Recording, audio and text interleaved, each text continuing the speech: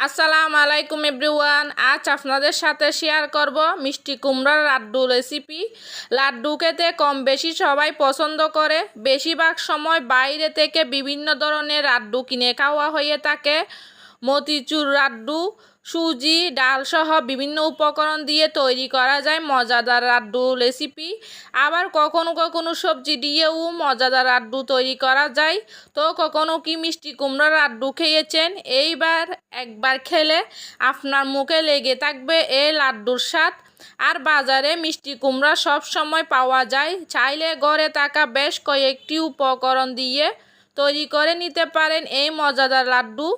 বেশি করে তৈরি করে ফ্রিজে সংরক্ষণ করে বেশ কয়েকদিন খেতে পারবেন।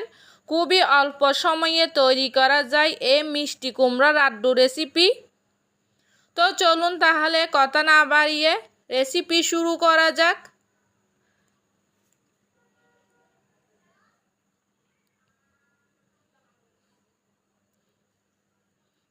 এখানে দেখুন, আমি মিষ্টি কুমড়া কিউব করে কেটে নিয়েছি। কুমড়ার উপরে কুসাটা ফেলে দিয়ে এরকম সাইজ করে কেটে নিয়েছি। আমি এখানে 250 গ্রামের মতো নিয়েছি। আপনারা আপনাদের পরিমাণ মতো কমিয়ে বা বাড়িয়ে নিতে পারেন। এখন আমি চুলায় ফ্রাই প্যান বসিয়ে দিলাম। ফ্রাই প্যানে দিয়ে দিচ্ছি মিষ্টি কুমড়াগুলো।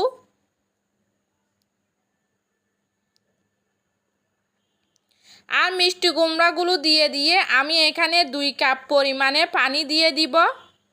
পানিটা এমনভাবে দিতে হবে যাতে মিষ্টি কুমড়াগুলো সেদ্ধ হয়ে যায় আর পানিটা একদম শুকিয়ে যায়, অবশিষ্ট যেন পানি না থাকে।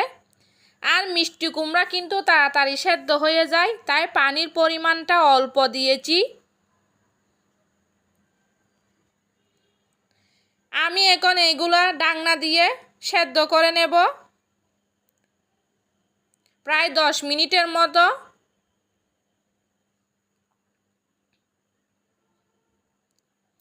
আমি এখন ডাকনা খুলে নিলাম আর দেখব মিষ্টি কুমড়াগুলো সেদ্ধ হয়েছে কিনা।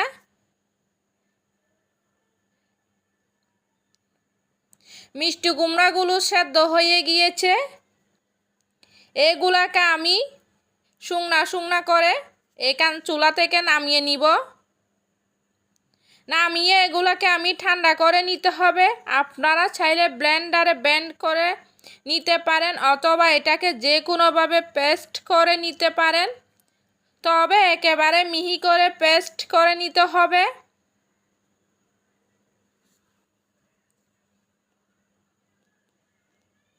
আমি পানিটা একদম শুকিয়ে নিচ্ছি যাতে অবশিষ্ট যেন পানি না থাকে। এটাকে আমি এখন চুলা থেকে নামিয়ে ঠান্ডা করে গ্লাস দিয়ে পেস্ট করে নিয়েছি। অনেকে মিষ্টি কুমড়া খেতে পছন্দ করেন না, তাদেরকে এই লাড্ডু তৈরি করে দিলে তারা ঝটপট খেয়ে ফেলবে। এখানে নিয়েছি আমি সামান্য লবণ আর নিয়েছি পরিমাণ মতো চিনি।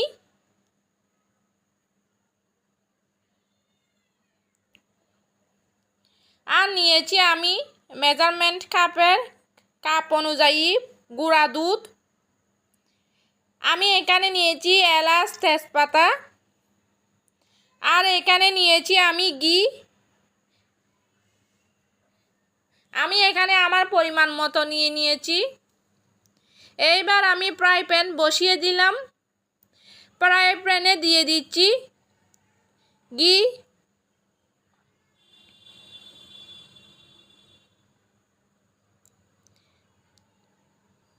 যারা আমার চ্যানেলটি নতুন দেখছেন প্লিজ আমার চ্যানেলটি সাবস্ক্রাইব করে রাখবেন। আমি ঘিটা গরম হলে এখানে দিয়ে দিলাম তেজপাতা। যে কোনো ধরনের হালুয়া বা লাড্ডু তৈরি করতে ঘিয়ের পরিমাণটা একটু বেশি লাগে। এইবার আমি তেজপাতার এলাচকে একটু ভেজে নিলাম। এইবার আমি দিয়ে দিচ্ছি মিষ্টি কুমড়ার পেস্ট। চুলার আঁচটা শুরু থেকে শেষ পর্যন্ত মিডিয়াম আঁচে থাকবে। এইবার এটাকে একটু নেড়ে ছেড়ে নিতে হবে। মিষ্টি কুমড়া থেকে কিছুটা পানি বের হবে, পানিটাকে শুকিয়ে নিতে হবে। অনবরত এটাকে নাড়তে হবে যাতে নিচ লেগে না যায়। পুরো পানিটা শুকিয়ে গেলে এখন এটার মধ্যে আমি দিয়ে দিব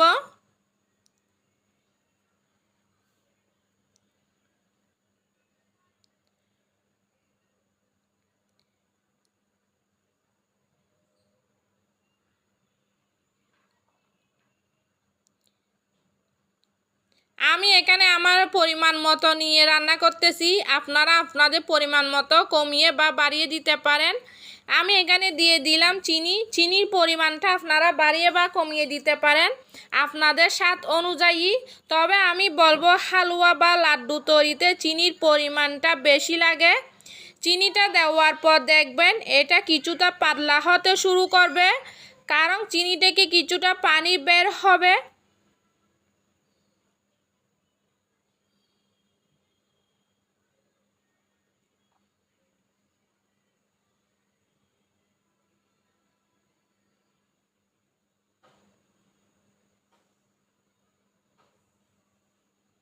এখন এর মধ্যে আমি দিয়ে দিচ্ছি সামান্য একটু লবণ। অনেকে মিষ্টি রেসিপির মধ্যে লবণ দেয় না, আমার কিন্তু একটু সামান্য লবণ দিলে ভালো লাগে, স্বাদটা বেশি হয়। এখানে আমি দিয়ে দিলাম সুন্দর একটা কালারের জন্য ফুড কালার। তবে চাইলে এটা আপনারা স্কিপ করতে পারেন। আপনারা চাইলে কুমড়ো সেদ্ধ করার সময় পানি না দিয়ে লিকুইড দুধ দিতে পারেন, এতে করে আরও ভালো লাগবে। এবার এটাকে অনবরত নাড়তে হবে। নাড়তে নাড়তে যখন পানিটা শুকিয়ে আসবে আর এটা শক্ত খামিরের মতো হয়ে যাবে আর প্যানের গা ছেড়ে দিয়ে উঠে আসবে, এ পর্যায়ে আমি নামিয়ে নেব। এটা কিন্তু একেবারে শক্ত করে নামিয়ে নিতে হবে।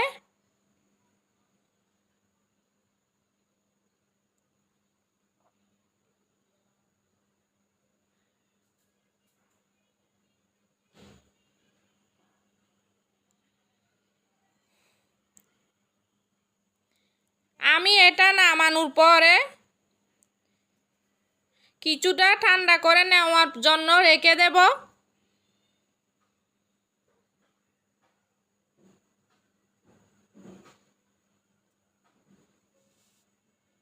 আমি এটা একটা বুলে নিয়ে নিলাম।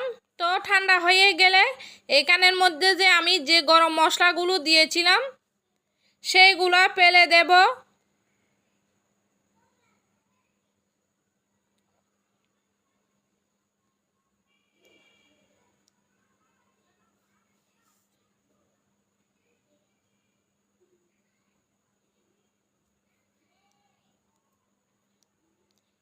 এরপরে আমি হাতের মধ্যে নিয়ে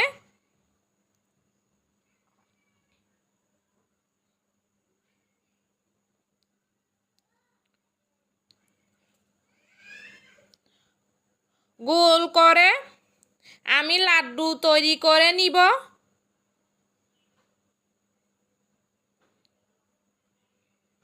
আমি এরকম গোল করে নিচ্ছি, আপনারা চাইলে লম্বা করেও করতে পারেন। তো তৈরি হয়ে গেল মিষ্টি কুমড়া দিয়ে মজাদার লাড্ডু। আমি আবারও আরেকটা করে আপনাদেরকে দেখাচ্ছি।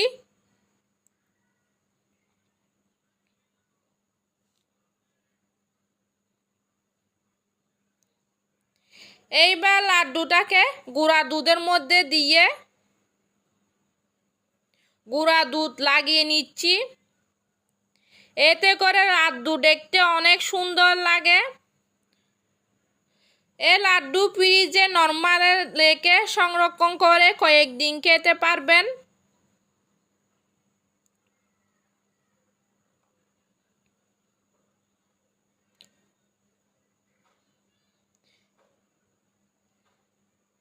আমি আরেকটা এরকম গুঁড়া দুধ লাগিয়ে আপনাদেরকে দেখাচ্ছি। দেখুন গুঁড়া দুধ দেওয়াতে কতটা সুন্দর হয়েছে। তো দেখলেন তো খুব সহজে এটি তৈরি করা যায় আর খেতে ভীষণ মজার হয়। আশা করছি আজকের এই রেসিপিটি আপনাদের কিছুটা হলেও ভালো লেগেছে। ভালো লাগলে লাইক কমেন্ট শেয়ার করবেন আর প্লিজ আমার চ্যানেলটি সাবস্ক্রাইব করে রাখবেন। সবাই ভালো থাকবেন, সুস্থ থাকবেন। আল্লাহ হাফিজ।